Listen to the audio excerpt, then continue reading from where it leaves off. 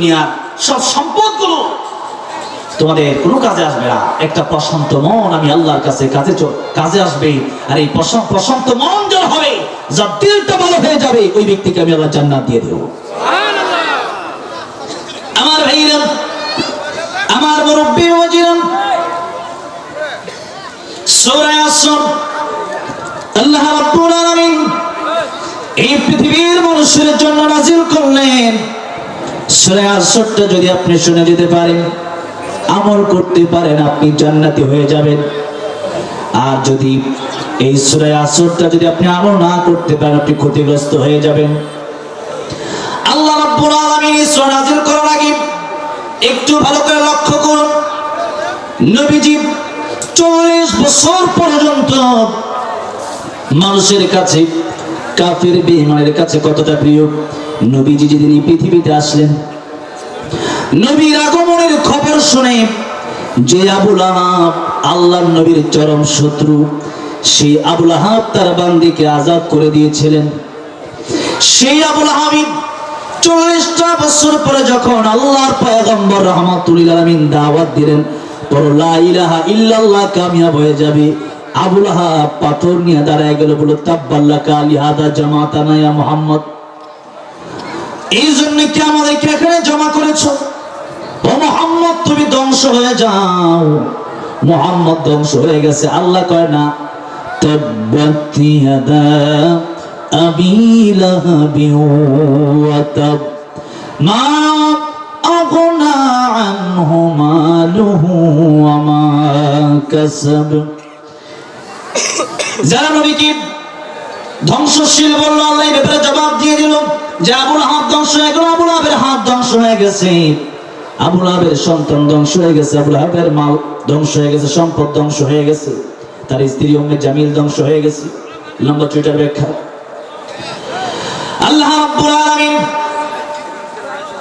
আল্লাহ তো ছিলেন আমার নবীর সবচেয়ে পরম বন্ধু, আল্লাহ রাব্বুল আলামিন তো ছিলেন আমার নবীর সবচেয়ে কাছের বন্ধু। এই জন্য নবীর বিরুদ্ধে কেউ কথা বললে আমার আল্লাহ রাব্বুল আমিন সবার আগে জবাব দিয়ে দিতেন। বলেন সুবহানাল্লাহ।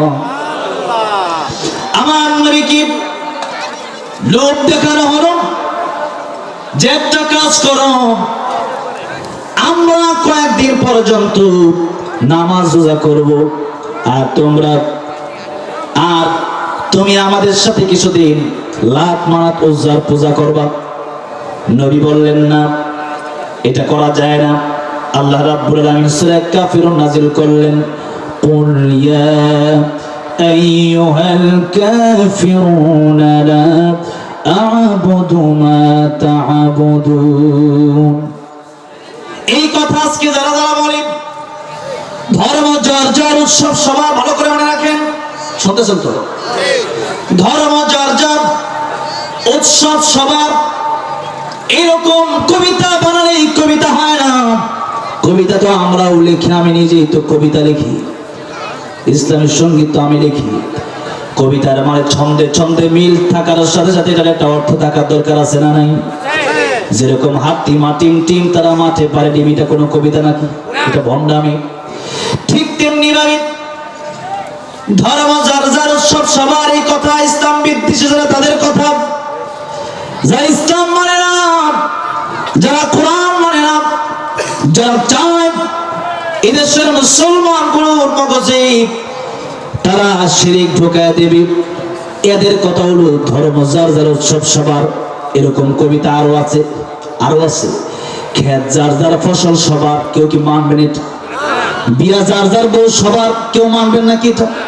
তাহলে বিয়ে যার যার বউ সবার হয় না, খেত যার যার ফসল সবার হয় না।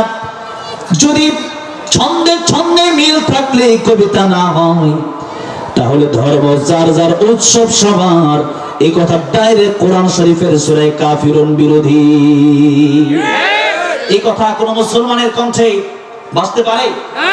কিন্তু কিছু মুসলমান আছে আমার দেশের ভিতরে, আল্লাহ কোরআন শরীফে 3 রকম মানুষের কথা বর্ণনা করেছেন। সূরা কাফিরুনের কথা যে আমি পড়লাম, সূরা কাফিরুন কোরআন শরীফে আছে না নাই? আরেকটা সূরা আছে, সূরার নাম সূরা মুনাফিকুন, আছে না নাই? এটা হলো মুনাফিকদের সম্পর্কে আল্লাহ তাদের ব্যাপারে বললেন লা ইলাহা উলাই ওয়ালা ইলাহা উলা। তারা কেমন? তারা যেদিক সুবিধা সেদিকেই যায়, তারা যায়।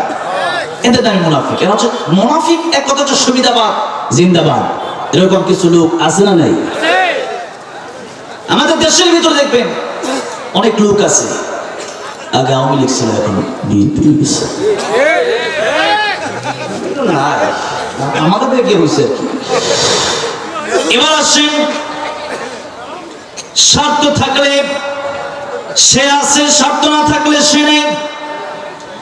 আমাদের দেশের ভিতরে এখনো এমন লোক আছে, বাংলাদেশের ভিতরে আল্লাহর কোরআনের বিরুদ্ধে কথা বলা হয়।